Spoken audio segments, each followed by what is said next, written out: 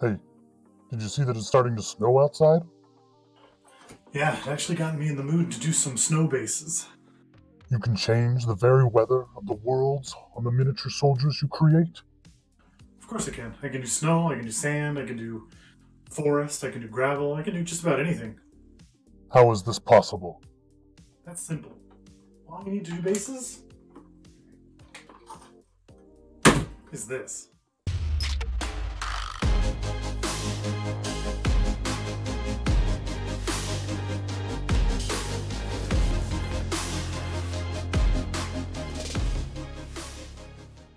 If you're watching this video on the day it comes out, then Merry Christmas in a couple days. And if not, well, that's okay. Stick around. We're going to show you some cool stuff anyway. When I was a kid, one of my favorite things to do was around Christmas time, was to put up our little village. You know, we had the fabric snow that you would put down and the lights that you would put down. And you had all the little villages, the little houses and whatever they were, and we would put those down, and I thought it was really cool. Little did I know that that was like it's a gateway drug to get into miniatures. At least that's kind of how I feel about it now anyway. And whenever I see them, that's kind of how I feel. It's like, oh, it's a little D&D village. And so when I actually got into 3D printing and making miniatures of my own and, you know, painting them and things like that, one of the first ideas that came to my mind, one of the things that I thought was really cool to this day, and maybe one day I'll do it. If you're watching this and you're talented, you can do this. But I loved the idea of creating a village that you put on your shelf, you know, you put on your table, that you put wherever, and being able to change it.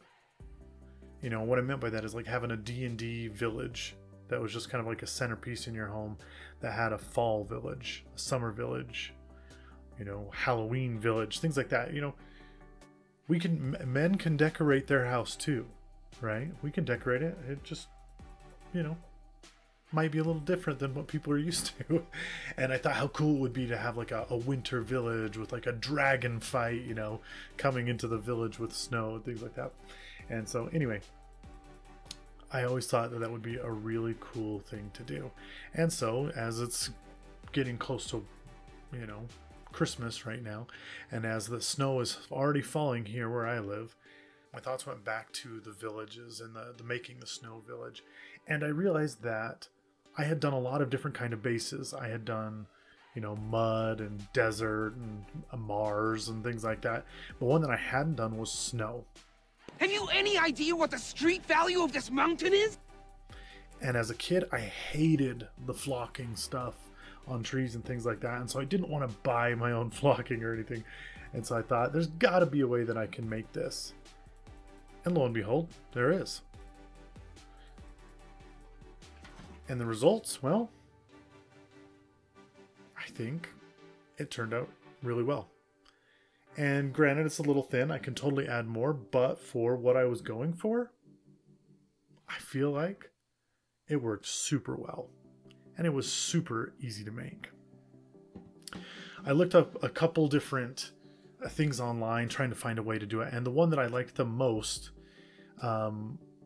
made it simple.